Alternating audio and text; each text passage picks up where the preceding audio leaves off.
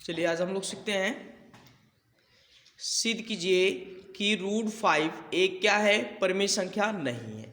या ऐसे भी कह सकता है कि सिद्ध कीजिए √5 एक अपरिमेय संख्या है। ठीक है, चलो सबसे पहले हम सॉल्व करने के लिए, इसको सिद्ध करने के लिए हमको कुछ चीज़ें सीखना रहता है, कुछ चीज़ें याद रखना रहता है। ठीक है, ये देखो, माना √5 परिमेय संख्या है, ये तो आपको मानना पड़ेगा। ये कह रहा है कि परिमेय संख्या नहीं है, इसी को सिद्ध करना है। हम क्या मान कर चले कि ये परिमेय संख्या है, ये तो याद रखना है कि जब भी मानेंगे तो ये परिमेय संख्या मान करके लेके चलिए। ठीक है, अब परिमेय संख्या आपने माना तो परिमेय संख्या के बराबर लिख सकते हैं √5। अब यहाँ जो परिमेय संख्या है, परिमेय संख्या को हम p/q के रूप में लिख सकते हैं, सबको पता है। ठीक है, अब देखो, जो p/ यहाँ q है, ये एक तरह से परिमेय संख्या तो है ही है, लेकिन यह एक तरह से सहभाज्य संख्या है। क्या है? सहभाज्य संख्या है ना। क्यों? क्योंकि सहभाज्य संख्या ऐसी संख्या होती है जिसमें अंश और हर में कोई उभयनिष्ठ कॉमन नहीं होता है। ठीक है, उसी को हम सहभाज्य संख्या बोलते हैं। जैसे 3/5 हो गया, 4/7, इन दोनों में कोई उभयनिष्ठ कॉमन नहीं है। ठीक है, इसको हमने समीकरण 1 माना।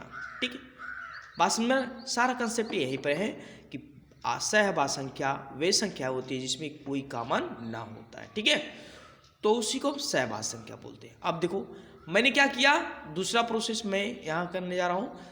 दोनों पक्षों का वर्ग करने पर, दोनों पक्षों को हमने क्या किया, वर्ग कर दिया।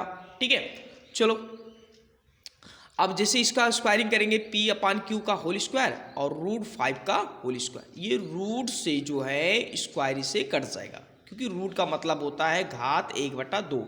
1/2 जो होगा वो 2 से कट जाएगा। ये p² यहाँ देखो और q² इक्वल कितना हो जाएगा, 5, है ना।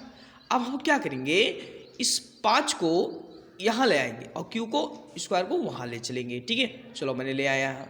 अब यहाँ क्या दिखाई दे रहा है कि जो p² है वो 5 से क्या हो रहा है, विभाजित हो रहा है। ये विभाज्य है ना।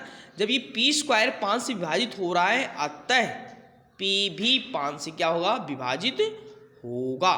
और जब ये जिस संख्या से ये p विभाजित होगा, p का एक वह उभयनिष्ठ गुणनखंड होगा। ठीक है, जब वो p 5 से विभाजित हो रहा है, इसका मतलब अतः p का एक उभयनिष्ठ गुणनखंड कौन होगा, 5 होगा। हमने p को दर्शाया।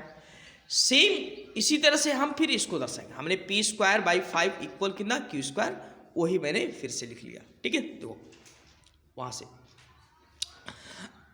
अब क्या करेंगे, हमने एक बार p² को 5 से विभाजित होते हुए दिखाया, लेकिन इस बार हमको किसको दिखाना है, q² को। ठीक है, तो p को गायब करना है, तो हमने क्या किया है, इसीलिए p बराबर हमने कितना मान लिया, 5m माना। p बराबर 5m।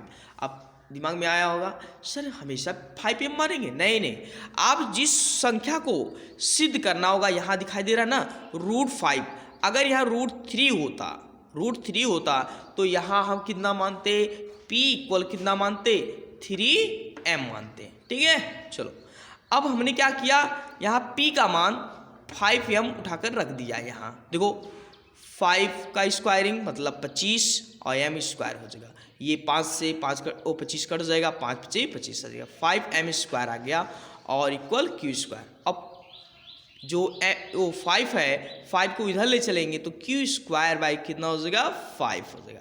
अब यहाँ दिखाई क्या दे रहा है कि q² जो 5 से क्या हो रहा है, विभाजित हो रहा है, और q भी 5 से क्या होगा, विभाजित होगा। अतः q का भी एक उभयनिष्ठ गुणनखंड कौन होगा, 5 से तो होगा, क्योंकि 5 से विभाजित हो रहा है। अब यहाँ दिखाई दे रहा है कि समीकरण 1, कहाँ, यहाँ समीकरण 1 कि ये एक सहभाज्य संख्या है। क्या है, एक सहभाज्य संख्या है। और जो 2 और 3 में दिखाई दे रहा है कि p और q, देखो यहाँ p और q, p²/5 और यहाँ q² भी बटे कितना, 5, ये दोनों विभाजित हो रहे हैं। इसका मतलब जो माने गए अवधारणा का क्या हो रहा है, विरोधाभास। आपने माना कि p/q एक सहभाज्य संख्या, लेकिन यहाँ तो p और q तो 5 से कट रहे हैं, इसका मतलब p और q का एक उभयनिष्ठ गुणनखंड कौन मिल गया, 5।